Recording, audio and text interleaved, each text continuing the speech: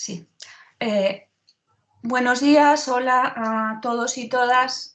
Antes de nada, pues advertir, como ya estáis viendo, que la reunión está siendo grabada y que, bueno, recordaros que después de la charla tendréis la oportunidad de hacer preguntas, bien levantando la mano o bien a través del chat. Bien, es una nueva charla de la serie de talentos, y hoy nuestro relator es Manuel López Vicente. Es un geólogo de formación de la Universidad de Zaragoza, donde también se doctoró y que ahora mismo pues, tiene un contrato de investigador distinguido de la Xunta de Galicia en el CICA desde noviembre del año pasado, del 2020. Su currículum pues, es muy amplio, como corresponde haber pasado una convocatoria competitiva de este nivel, y no me voy a parar en los números de su currículum, ¿no? Número de publicaciones, etcétera, etcétera, pues que es muy alto. Simplemente voy a destacar algunas cosas que me han llamado la atención. Por ejemplo, su altísima movilidad, ¿no? Ha estado trabajando en centros pues, de varios lugares de España, desde Zaragoza, de donde procede, hasta pasando por La Rioja, hasta Jaén y del mundo entero, ¿no? Centros desde Holanda hasta Japón, pasando por Estados Unidos, y además con una especialización muy diversa, ¿no? Se ve pues, en los grupos en los que ha estado que se ha ido formando en temas que la verdad combina, pienso yo, de manera magistral en sus proyectos de investigación, ¿no? Como nos va a relatar. Además, pues en todo este periplo ha adquirido también experiencia docente. Algunos centros eran universitarios y de hecho pues está acreditado como profesor, creo, corrígeme, pero creo que como contratado doctor, ¿no? Si Sí, no me así falla es. la memoria. Y ha desarrollado pues una gran también labor de divulgación y de presencia en las redes sociales, en la prensa, televisión, radio.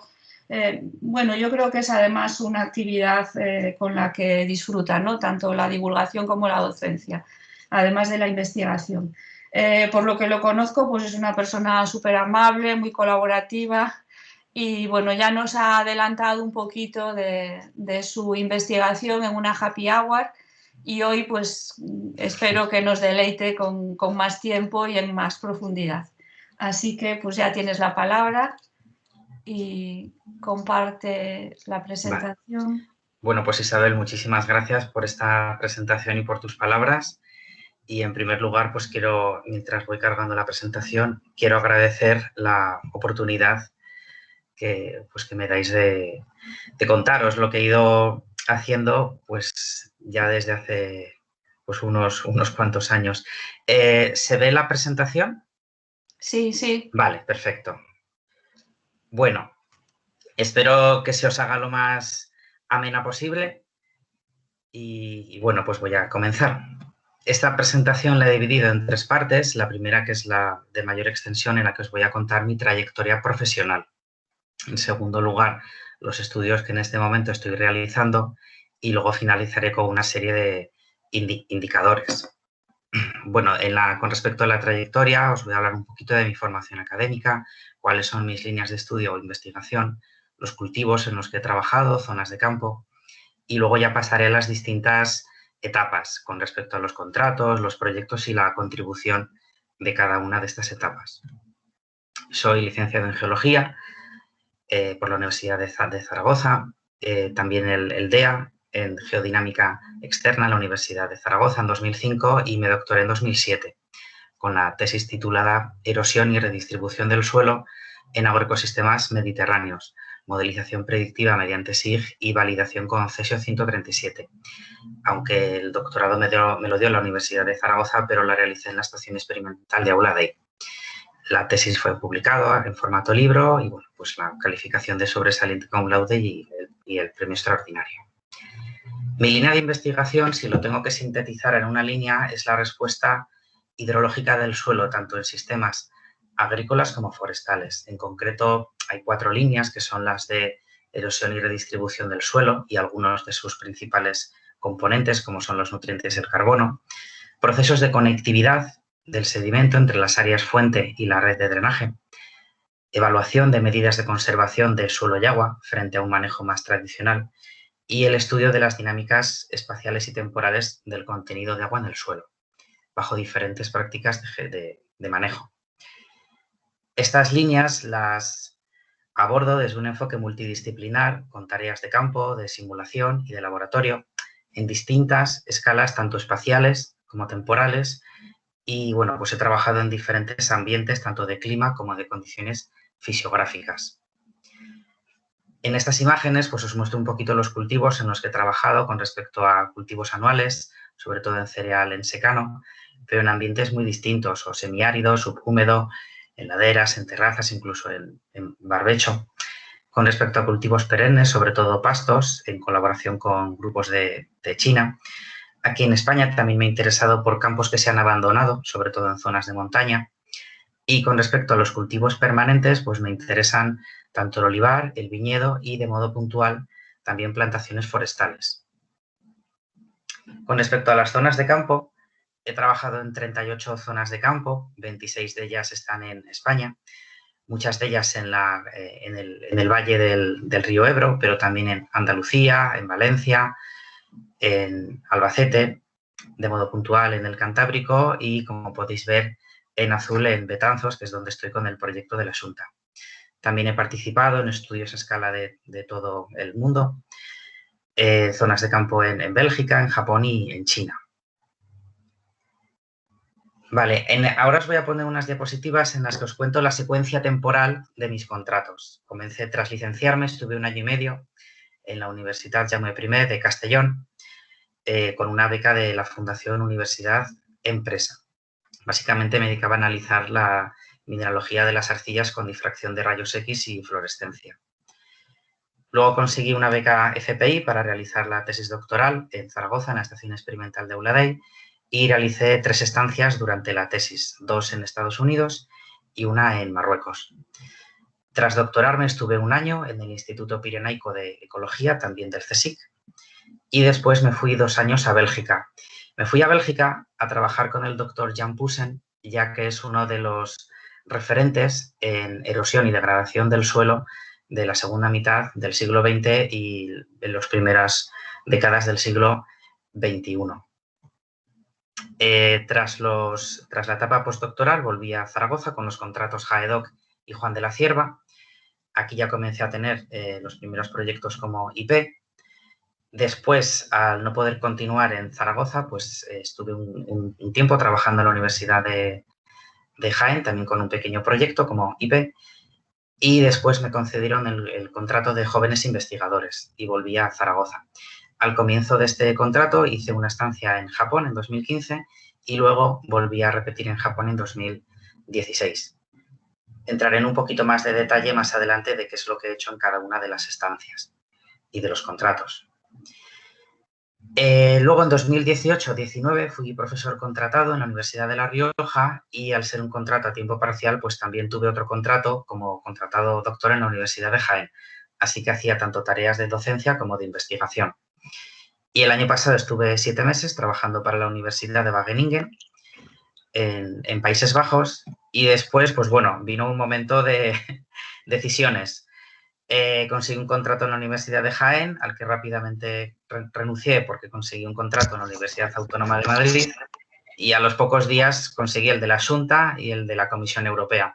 Entonces, pues bueno, después de ponerlo todo en la balanza, pues elegí ir a Galicia. Y el interrogante que pongo de 2024, pues esperemos que se solvente lo antes posible, con intención de quedarme ya para siempre en Coruña. Vale, a continuación os voy a destacar algunos de los aspectos que considero más interesantes de cada una de estas etapas, desde 2003 al 2020. Con respecto a la tesis doctoral y al año de postdoc en el IPE, participé en 6 proyectos, publicamos 11 artículos SCI y 22 de otro tipo. Participaba en un grupo de excelencia que se denomina Geomorfología y Cambio Global y los objetivos durante estos 5 años fueron caracterizar los suelos de un sistema agrícola y mediterráneo de secano, sobre todo de cebada y trigo.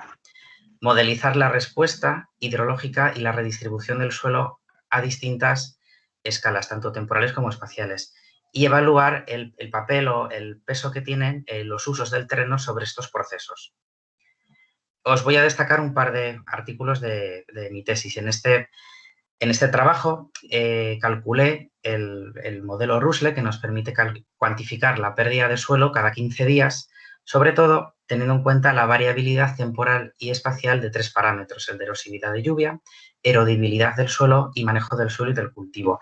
Y eso es interesante ya que el efecto combinado, el peso que tiene cada uno de estos factores va cambiando a lo largo del año. En este otro trabajo, con respecto al contenido de agua en el suelo, la zona en la que realicé la tesis doctoral es una zona que es cerrada, es endorreica, tiene varias lagunas y al mismo tiempo la variabilidad de tipo de suelos es alto. Por lo tanto, era interesante saber pues, bueno, la dinámica espacial y temporal del contenido de agua en el suelo en este ambiente un tanto particular. Con respecto al año de contrato en el IPE, os destaco este trabajo en el que aplicamos un modelo de erosión, el modelo Rusle, un modelo de transporte, el modelo SET. ¿Para qué? Para calcular en las condiciones actuales la cantidad de sedimento que está llegando desde esta cuenca, desde la cuenca del río Arnás, al embalse de Yesa, que es uno de los más importantes del Pirineo. Una vez que tenemos bien controlado y validado el escenario actual, pues podemos plantearnos con los modelos escenarios futuros, o bien de recuperación natural de la vegetación o de labores de desbroce. La combinación de ambos, pues bueno, nos permitió hacer una propuesta de gestión óptima. Las aportaciones más importantes de estos 5 años fueron identificar periodos erosivos en suelos cultivados y forestales, evaluar el impacto de los cambios en los usos del terreno sobre la erosión y las implicaciones para la conservación de un humedal protegido de un embalse, identificar los principales factores fisiográficos que controlan el contenido de agua en el suelo y evaluar la capacidad predictiva de distintos tipos de modelos, tanto empíricos como de procesos y de algoritmos de enrutamiento mediante la validación con CESIO 137. Durante los 2 años de Bélgica participé en 2 proyectos, publicamos 5 SCIs, 11 trabajos de otro tipo y los objetivos fueron estudiar la erosión de suelos de cultivo tanto en las regiones mediterráneas como en centroeuropeas y estudiar procesos de recuperación de suelos que han sido abandonados. Vale. Os destaco este trabajo en el que utilizamos un simulador de precipitación en el laboratorio de Bélgica para evaluar el efecto de las rocas subsuperficiales, es decir, las que no se ven cuando vamos por el campo. Las que se ven en la superficie están más estudiadas, pero con respecto a las que están bajo la superficie había pues un cierto nicho de investigación. Lo que vimos es que procesos de saturación temprana del horizonte superior dependen de las dimensiones y de la ubicación de las rocas y con respecto a la pérdida de suelo vimos que hay un aumento de la pérdida por la presencia de las rocas cerca de la superficie. Sin embargo, hay una disminución de este efecto según las rocas se van situando a mayor profundidad. Y este otro trabajo, también que lo hice durante los años de Bélgica, en el que combinamos un modelo que previamente había modificado durante mi tesis con un índice de conectividad del sedimento. Cuando hablamos de conectividad del sedimento nos centramos en procesos de transporte. No solamente queremos saber lo que se desagrega, cómo se desagregan las partículas de suelo, sino la distancia o tiempo de transporte. Y el índice de conectividad nos ayuda a comprender esto. Entonces, bueno, pues en este trabajo evaluamos diferentes escenarios de usos del terreno, tanto pasado, presente en su momento, como futuros, con varios escenarios de elementos lineales. ¿A qué hace referencia? A las actividades del ser humano sobre el paisaje. Vale, este trabajo ha recibido más de 100 citas, ha ido bien. Las principales aportaciones durante estos 2 años fueron evaluar el efecto del abandono de cultivos y creación de caminos sobre la magnitud de la conectividad y la redistribución del suelo, de nutrientes y radionucleidos, evaluar el peso de rocas subsuperficiales sobre las dinámicas de generación, de escorrentía y de pérdida de suelo, y un estudio comparativo de distintas técnicas de interpolación para obtener mapas precisos de erosividad de la lluvia en cuencas de gran escala. Vale. Durante los años de los contratos Haydock y Juan de la Cierva participé en 7 proyectos, en 2 de ellos ya como IP y publicamos 10 SCIs y entre 20 publicaciones de otro tipo, incluyendo un informe técnico para el Consejo Regulador de la DEOSO Montano. Como un salto en mi carrera, desarrollamos dos modelos propios, uno de lluvia escorrentía y otro de erosión-redistribución del suelo. Vale. Quiero centrarme un poquito en estos modelos. El modelo de lluvia escorrentía, hicimos dos versiones, ha funcionado bien, el código se registró ante notario y se han descargado más de 400 veces la primera y casi 140 veces la segunda. Con respecto al modelo de erosión y redistribución de suelo, en este caso se hizo tanto para PC como para Apple. Y el código se registró ante notario. Y bueno, pues las descargas va por más de 250. Y de ambos programas pues sacamos más de 6 publicaciones. Más no, 6. Vale, este otro trabajo que os quiero destacar durante esta etapa del Juan de la Cierva, yo lo veo interesante ya que fue el comienzo de mi colaboración con el grupo de China. La zona de campo es en España, es en Zaragoza, cerca ya del Pirineo, y me planteé identificar patrones espaciales de contenido de agua en el suelo y ver cómo estos patrones se mantienen estables a lo largo del tiempo o no, o tienen una cierta característica aleatoria. Vale, este trabajo pues le gustó al profesor Gao Lingbu de China y desde el 2017 pues estoy colaborando con él en procesos de este tipo. Las aportaciones más interesantes de estos años pues fueron desarrollar y validar un modelo hidrológico y un modelo de redistribución del suelo adaptado a condiciones del suelo propias del Mediterráneo, desarrollar y divulgar los programas, integrar técnicas SIG con tasas de redistribución del suelo mediante Cesio 137 para estimar balances de suelo a escala de cuenca y analizar las dinámicas espaciotemporales del contenido de agua en el suelo, escorrentía y redistribución del suelo. Vale, durante el periodo del 2015 al 2018 participé en 3 proyectos, en 2 de ellos como IP, y se publicaron 17 artículos, de otro tipo, pues 38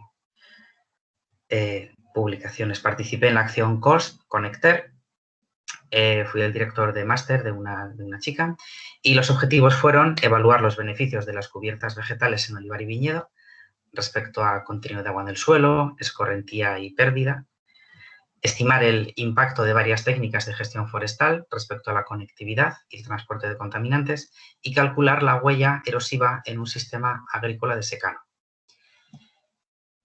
Con respecto a la acción COST, Connecter hace referencia a procesos de conectividad hidrológica y del suelo removilizado.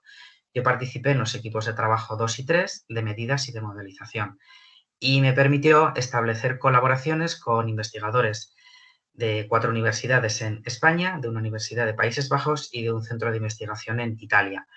Y publicamos 3 artículos a este respecto, con respecto a conectividad y reforestación en campos abandonados en Huesca, también en suelos abandonados y afectados por incendios forestales en Málaga y procesos de conectividad en campos abandonados pero que habían estado en disposición de terrazas en La Rioja. Vale, durante el contrato en la Universidad de Jaén me centré en procesos de escorrentía y estabilidad espaciotemporal del agua en el suelo y patrones espaciales de conectividad en viñedos en regadío, con la particularidad de que estos viñedos hay calles que tienen una cubierta vegetal y otros que no tienen ningún tipo de cubierta vegetal ya que se aplica un herbicida. Durante las estancias en Japón trabajé en 2 zonas, en la prefectura de Tochigi, donde me centré en procesos de conectividad en una plantación forestal y el impacto de tareas de desbroce y de tala. Y en la segunda zona, en la prefectura de Kawaguchi, en una zona que está dentro de la zona de exclusión radioactiva a solo 16 kilómetros de la central nuclear. Y bueno, pues evaluamos diferentes técnicas de descontaminación del suelo y el impacto que tienen sobre las tasas de exportación o de transporte de Cesio 134 y Cesio 137. En el proyecto de jóvenes investigadores, ya de vuelta a Zaragoza, que como ha dicho antes Isabel, pues voy y vengo. El título del proyecto fue Impacto ambiental y económico de la erosión del suelo, que es a lo que denominé la huella erosiva en agroecosistemas de la cuenca del río Ebro, modelización y análisis de escenarios.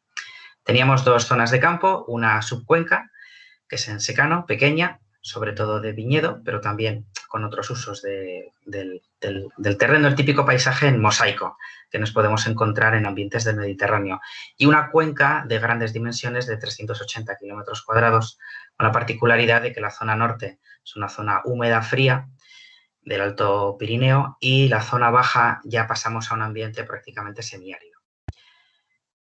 Nos centramos en estudiar la conectividad a una resolución muy alta con ayuda de drones. Creé un nuevo índice de conectividad, tanto estructural como funcional, lo cual fue un avance con lo que había hasta el momento. Evaluamos técnicas de conservación de agua en el suelo por cubiertas. Hemos estudiado procesos de balance de carbono orgánico y de nutrientes. Se realizó un trabajo fin de máster dentro de este proyecto y se han publicado 6 artículos y aún queda alguno que está en fase de revisión. Y el equipo de trabajo era de 3 personas de modo permanente y con colaboraciones con otro investigador de Aula Dei. El año que estuve, el curso que estuve contratado de profesor en La Rioja fue tareas 100% de docencia en asignaturas de Geografía y Medio Ambiente, Geografía de España y dentro de un máster de Estadística. Y en el contrato que tuve al mismo tiempo en la Universidad de Jaén nos centramos en procesos de transporte selectivo de distintas fracciones de carbono orgánico del suelo, el protegido, el no protegido, y dentro de ellos hay distintas subfracciones, en un olivar que está o bajo laboreo convencional o con distintos tipos de cubiertas vegetales. También al mismo tiempo, en estos años, he mantenido la colaboración con investigadores de Aula Dei y el año pasado finalizó un proyecto en el que participé y se centraba en la recuperación y puesta en valor de variedades de vid antiguas de montaña.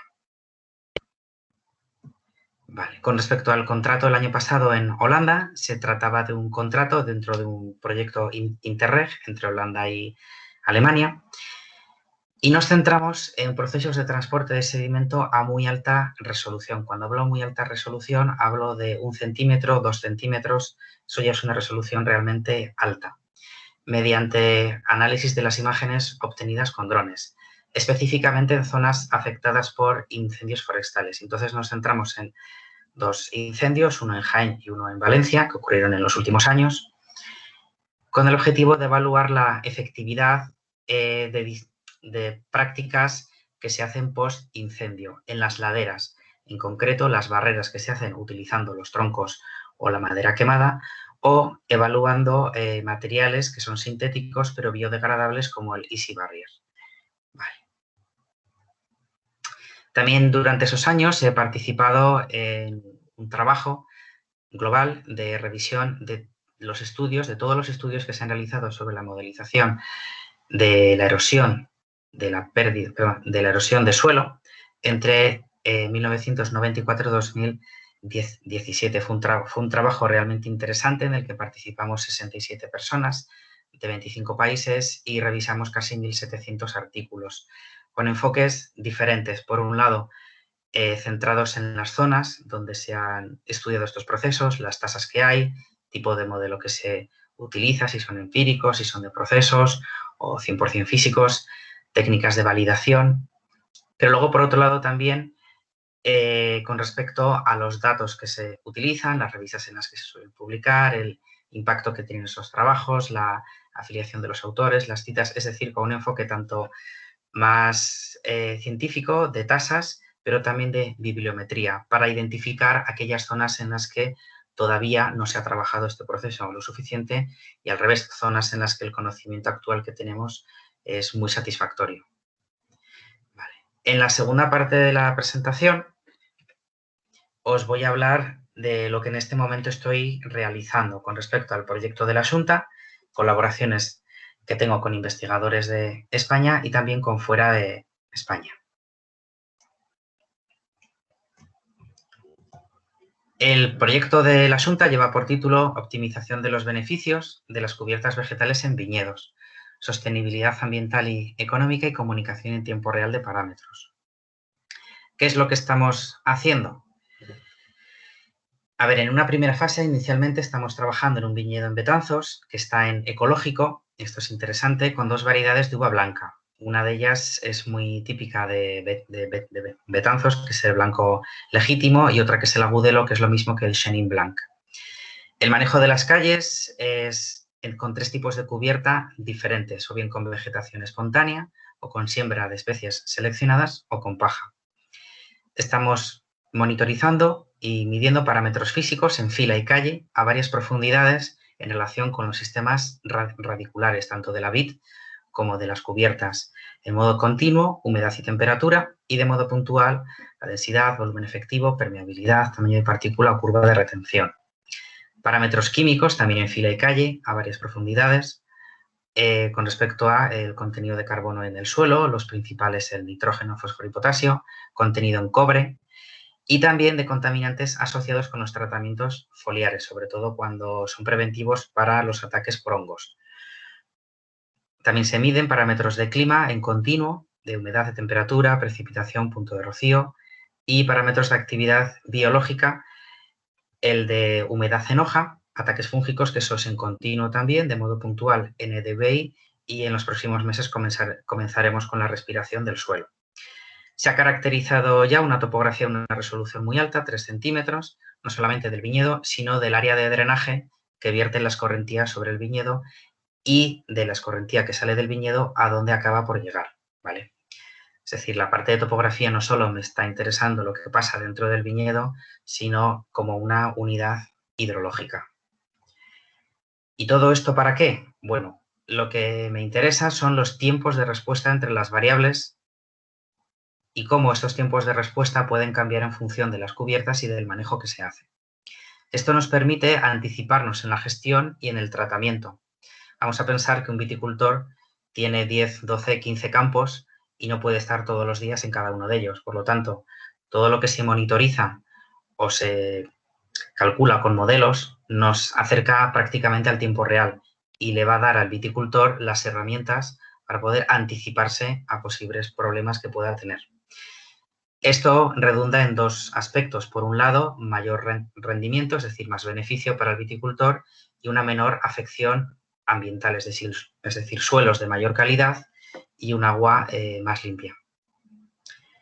Con respecto a las colaboraciones que tengo con investigadores en España, mantengo la colaboración con Yolanda de Zaragoza en aspectos de rendimiento en viñedos en condiciones de montaña, con José Alfonso Gómez del Instituto de Agricultura Sostenible, en servicios, ecosistemas de paisajes de cultivo, de la Universidad de Jaén con Roberto, procesos de redistribución de carbono, con Artemi de Valencia, en temas de revegetación y transporte de suelo tras incendios forestales, también en tema de los incendios con Manuel Esteban de la Universidad de Castilla-La Mancha, con Andrea Reul de la Universidad de Málaga en colmatación de los humedales que están cerca de Antequera, y muy recientemente hemos pedido un proyecto Plan Nacional con Rosa Mosquera y Jorge de la Universidad de Santiago de Compostela en el campus de Lugo. Respecto a colaboraciones internacionales, os voy a destacar estos 4 aspectos. Por un lado, mantengo la colaboración con Gao Linbu en aspectos de agua en el suelo y procesos de erosión, sobre todo en zonas de pastos, bajo diferentes condiciones de manejo, edad de la planta, desarrollo del sistema radicular, costra superficial y clima.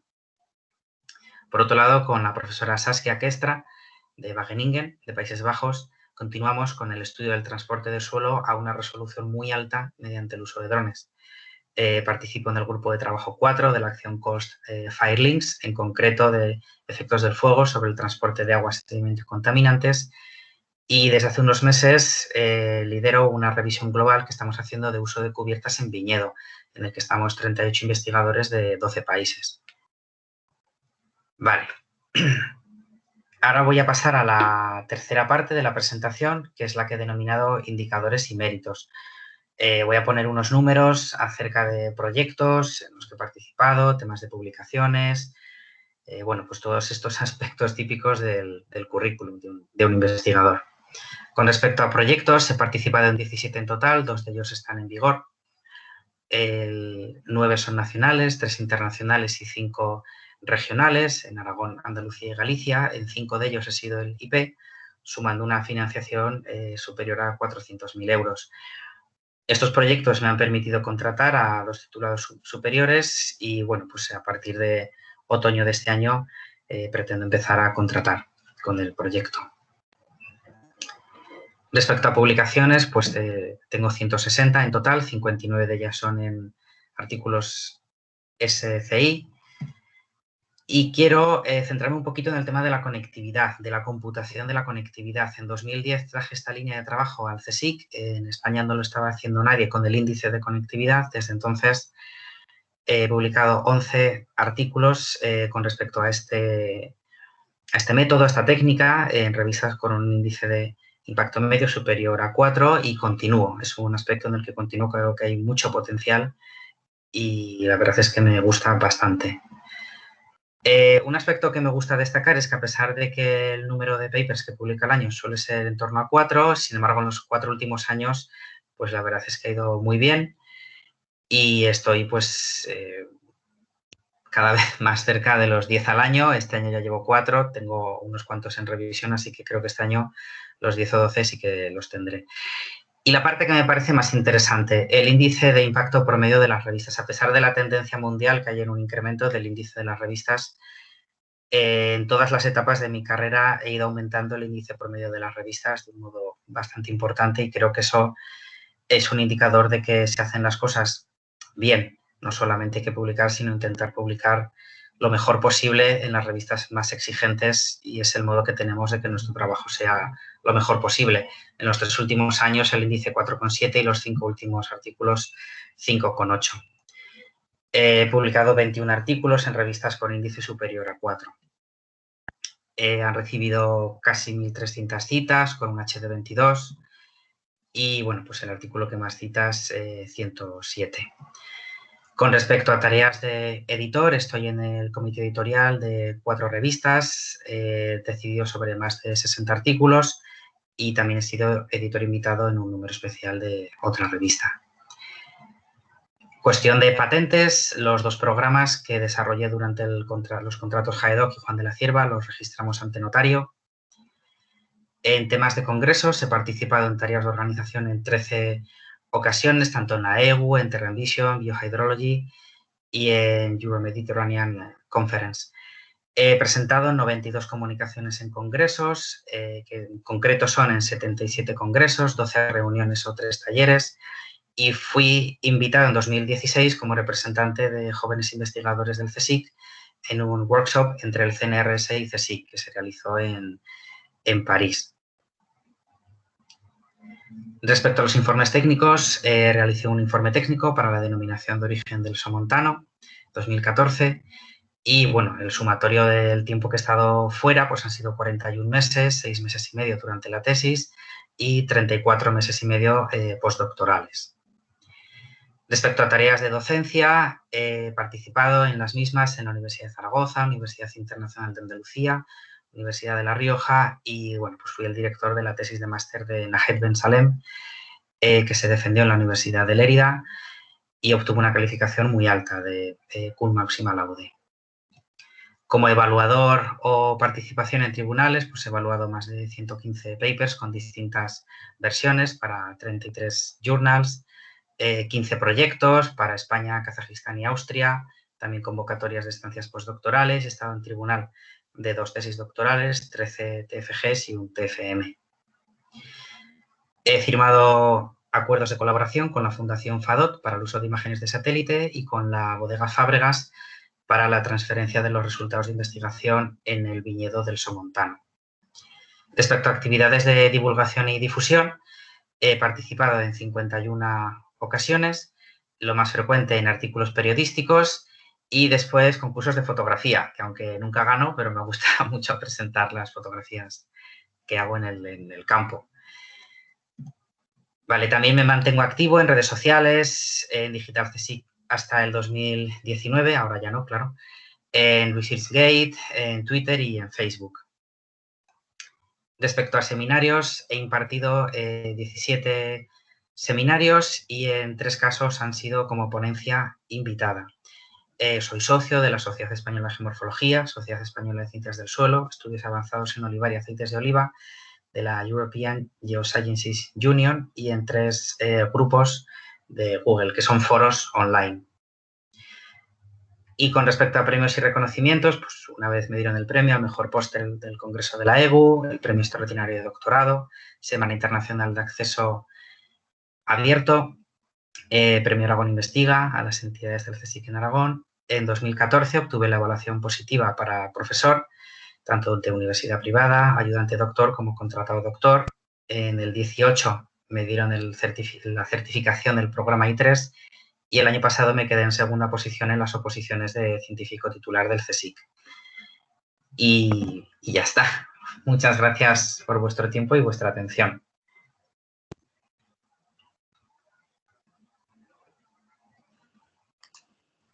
Pues muchas gracias a ti, Manuel. La verdad es que nos has presentado una trayectoria bastante impresionante, ¿no? Bastante llamativa.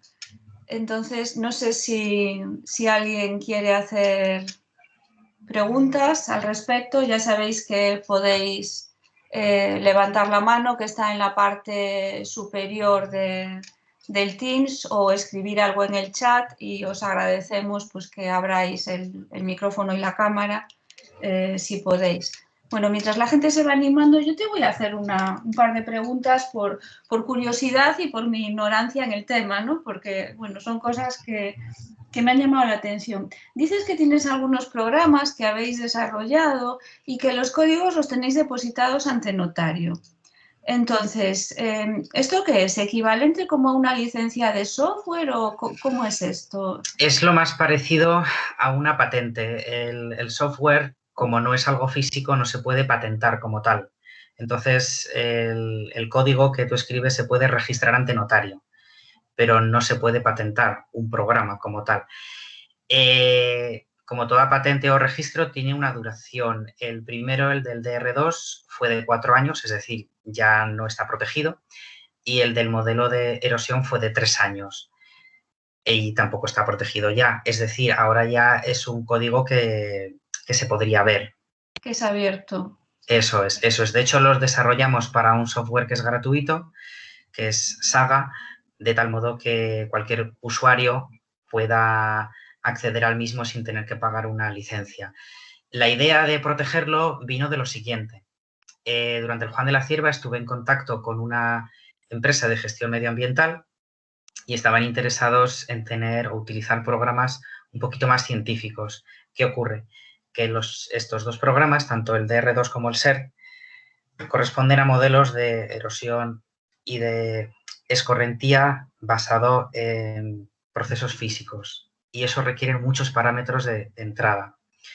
Después de unos intentos, la empresa me dijo, nos cuesta mucho dinero llegar a obtener todos los datos que piden los modelos. Entonces, pues bueno, digamos que desde el punto de vista de la ciencia son modelos muy interesantes porque intentan reflejar lo que pasa en la naturaleza.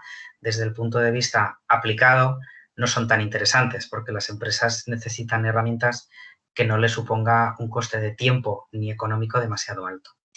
Entonces pasó el tiempo y entonces hice el índice de conectividad agregado basado en un índice de conectividad que ya existía, pero lo amplié, lo mejoré un poquito con el fin de que sea tanto estructural como funcional, es decir, estático como dinámico. Y esto sí que está funcionando muy bien. Entonces, cuando ofreces un producto, no solamente desde una perspectiva más comercial, sino también científica, que es fácil de utilizar, fácil de reproducir por otros colegas, funciona mucho mejor que si haces un modelo que es complejo, más ajustado a la realidad, pero que es difícil de que otras personas lo puedan utilizar. Ya, pues qué interesante. Gracias. Bueno, ya tenemos una persona, Luis Montenegro, que te quiere hacer una pregunta, así que adelante. Hola, ¿qué tal? Buenos días.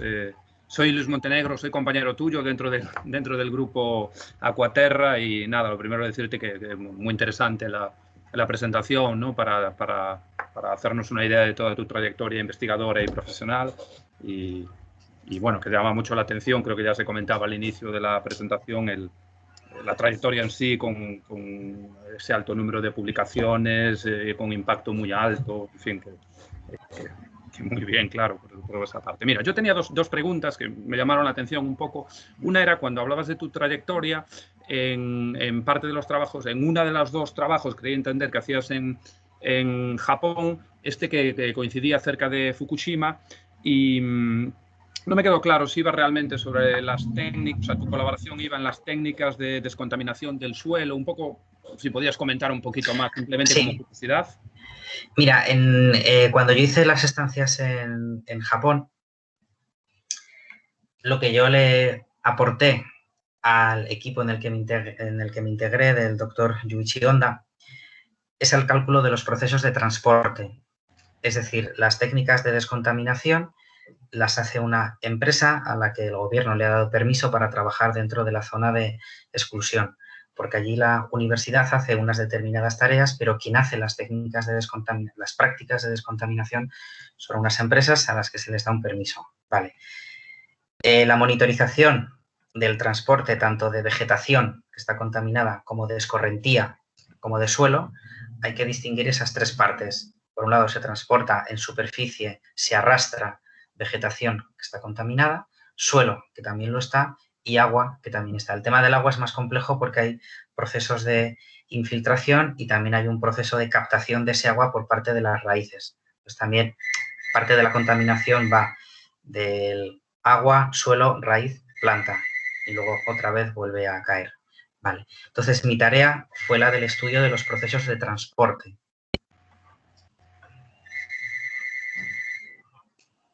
No sé si te he contestado o no. No te oigo. Tienes el micro cerrado.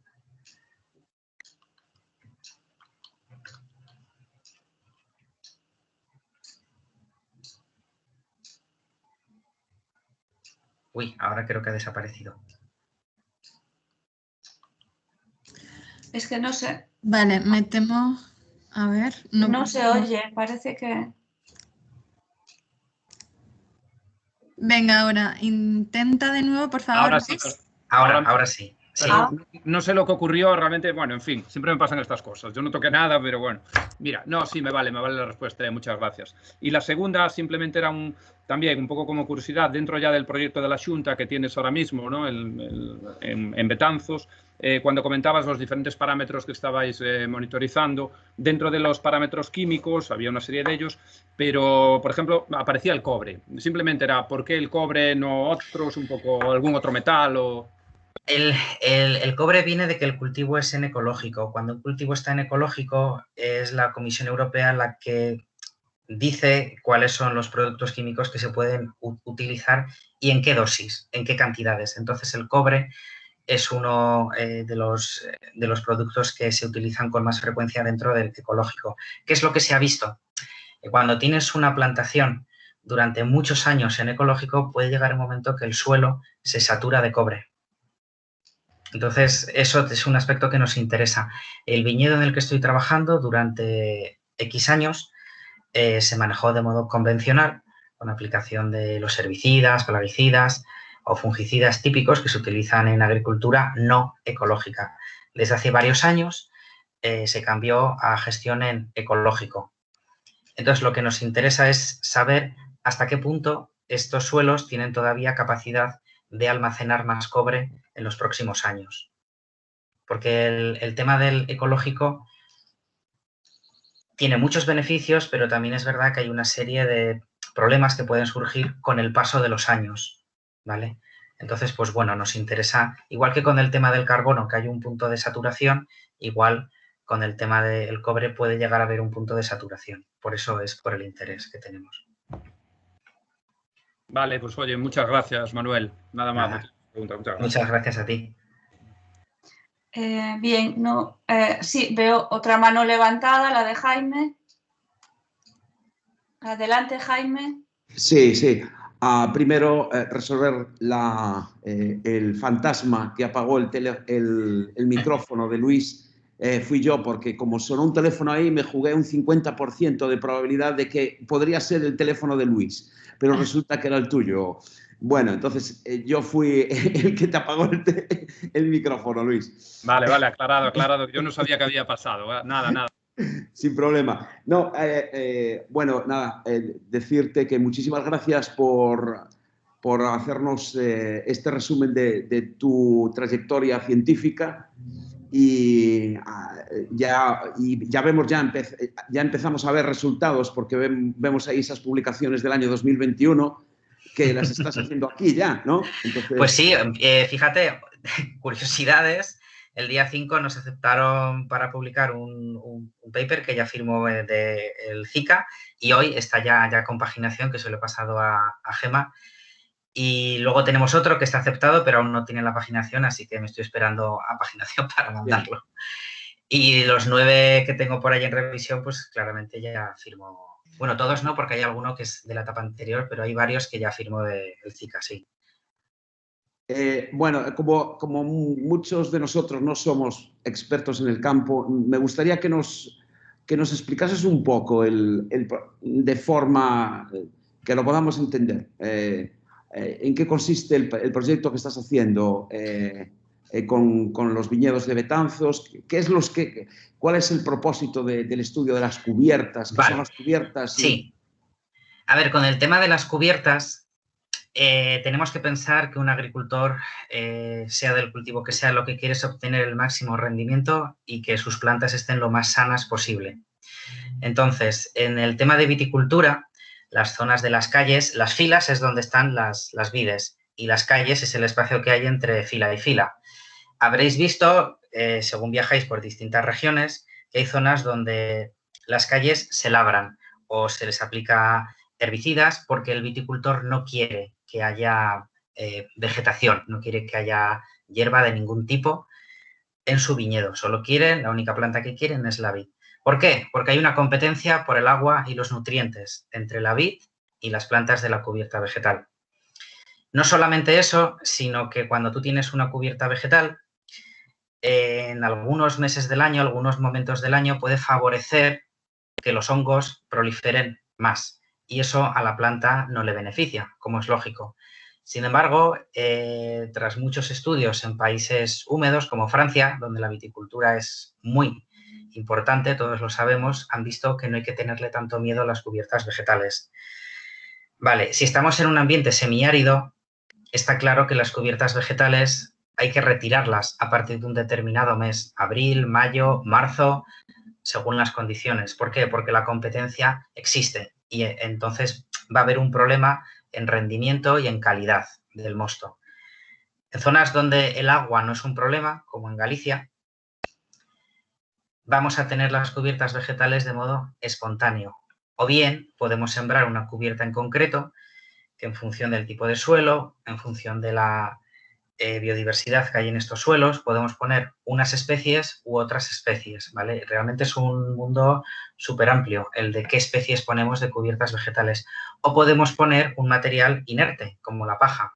Es muy barato, más sencillo de mantener que una cubierta vegetal y en determinados aspectos nos funciona. ¿Para qué?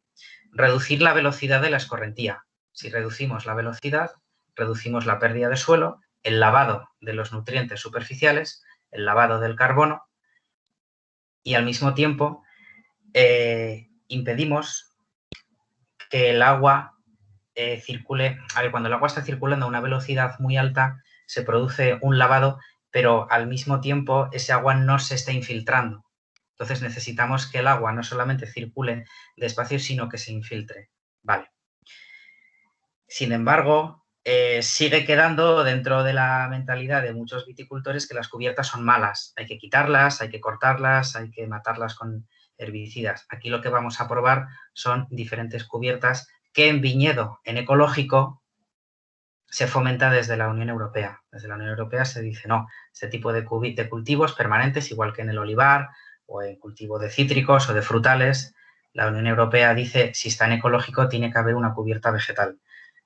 Entonces, bueno, pues ese es el, a ver cómo decirlo, el precedente de esta investigación, ¿no? Sí, bien, perfecto. Bueno, A ver, se puede entrar en mucho más detalle sí, no, en por cada uno de supuesto. los procesos. Una cuestión. Desde transporte selectivo sí, de sí. distintas fracciones de carbono, que con respecto al balance de carbono y las emisiones es súper interesante. Dices que vas a utilizar tecnología 5G para ir recolectando una serie de parámetros en tiempo real, ¿no? Esa es la idea, ¿no? Eso es la idea. Mira, en este momento estamos con 4G. ¿Por qué? Porque primero hay que empezar con lo que hay. El 5G todavía no está extendido por todo el territorio. Entonces, hay una serie de parámetros que los aparatos que tenemos en el campo están midiendo y recogiendo datos continuamente. Algunos de esos datos se mandan por señal de radio y otros datos se mandan por 4G, ¿vale? Por teléfono móvil. Sí. Van a la nube de las empresas, o sea, sí, de las empresas a las que les compras el instrumental y luego tú desde la página web te los descargas, los datos y ya trabajas con ellos. Vale.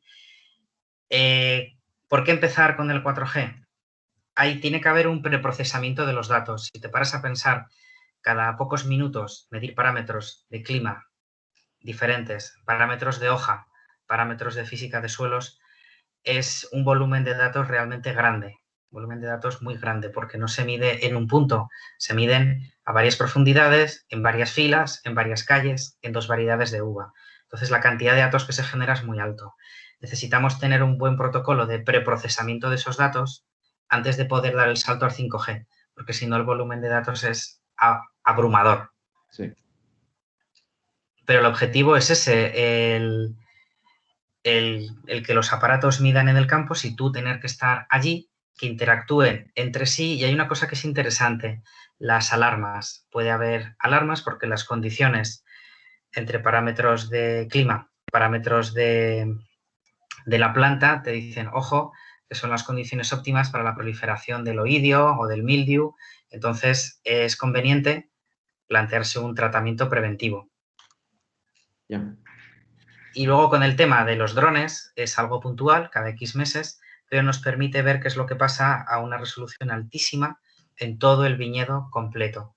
Porque lo que mides en el campo, por un lado lo mides a una resolución temporal muy alta, pero espacial no tan alta. No podemos medir lo que pasa en 1000 cepas o 3000 cepas al mismo tiempo, cada pocos minutos. Entonces, lo que mides en el campo tiene una precisión muy alta en el tiempo, pero en unas pocas cepas, entre comillas, pocas. Mientras que con el dron cubres todo el campo entero, pero cada X tiempo. Entonces, la combinación de estas técnicas pues te permite tener una comprensión de las dinámicas espaciotemporales bastante próximo a la realidad. Ya. Bueno, pues muy bien, que a ver si sale bien ese proyecto y... Seguro. Seguro que sí.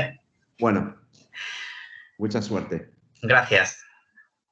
Yo siempre digo que todo sale, antes o después, pero todo sale adelante.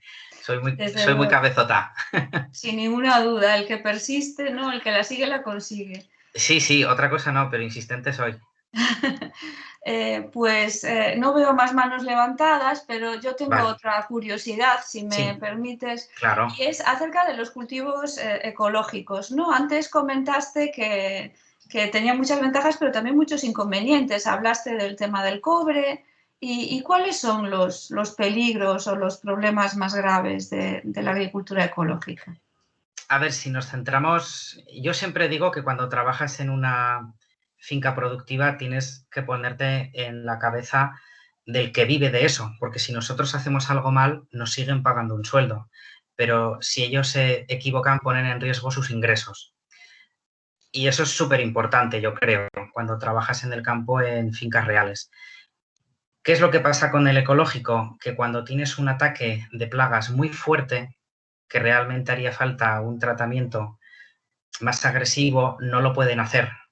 Entonces sí que yo he visto, en el de Betanzos no, porque llevo poco tiempo, pero en otros viñedos, en la provincia de Huesca, sí que he visto algunas plantas que están prácticamente abrasadas por los hongos. Y si hubiera habido un tratamiento con técnicas tradicionales, pues esa planta estaría en mejores condiciones. Entonces, eso puede ser un problema en años puntuales, en momentos puntuales, con respecto a al rendimiento, a la producción. Con respecto al agua y al suelo, es más un proceso a medio largo plazo. No vamos a tener problemas a corto plazo, pero a medio largo plazo sí que puede haberlo.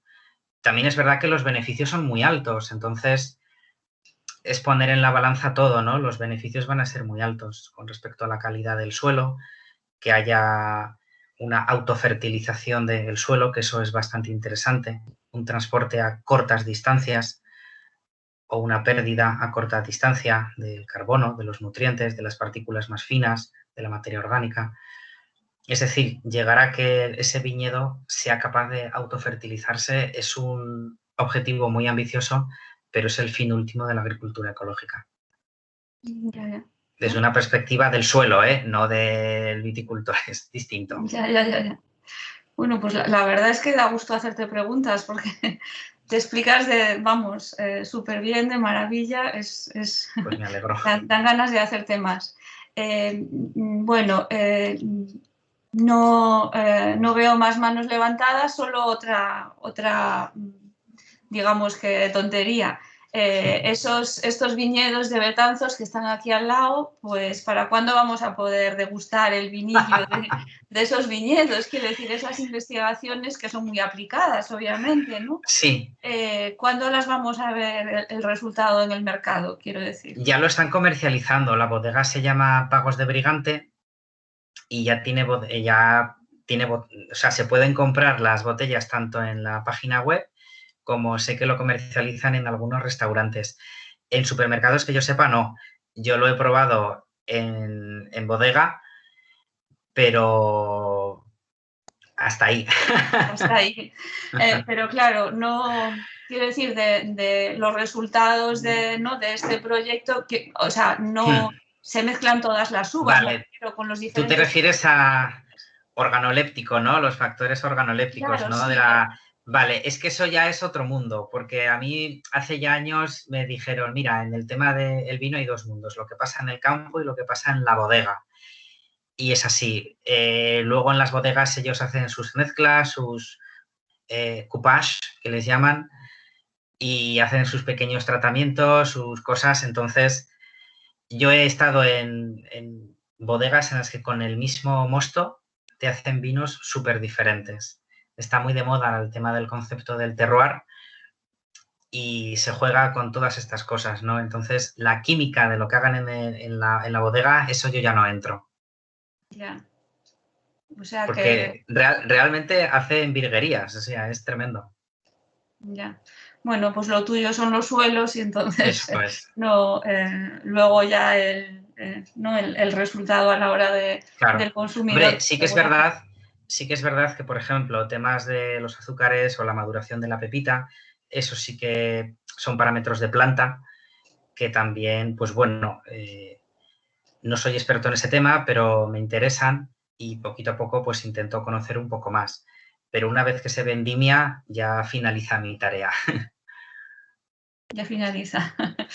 Bueno, suponemos que a lo mejor en un futuro sí que ¿no? podréis estudiar ahora no, pero cómo afecta, porque yo estoy segura que el tipo de cubierta y cómo evoluciona el suelo tiene que afectar a la calidad de la uva, ¿no? Pero bueno, posiblemente a un medio largo plazo se pueda ver algo.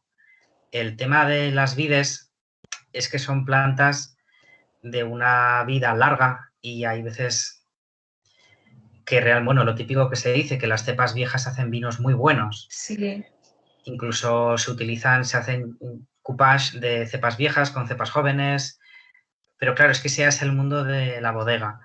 Y también es lo que ellos quieran vender, porque a lo mejor te quieren vender un vino de la tierra, es decir, en este paisaje que tiene un nombre en concreto, quiero etiquetar las botellas que corresponden a este paisaje. Entonces utilizo las uvas de estos viñedos o no, o lo que me interesa es en función del tipo de suelo, o lo que me interesa es si las cepas son jóvenes o son viejas.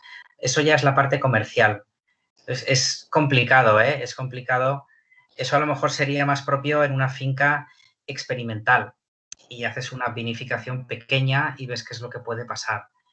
Que eso sí que en algunas zonas, en Imidra, en Madrid, sí que sé que lo hacen, y en algunas zonas de La Rioja también, pero a mí me gusta trabajar en zonas de campo no experimentales, sino reales. Es decir, que te encuentras, porque me parece que es el mejor modo de que haya una transferencia, ¿no? Y de ponernos en la piel de la gente que vive ahí en el campo.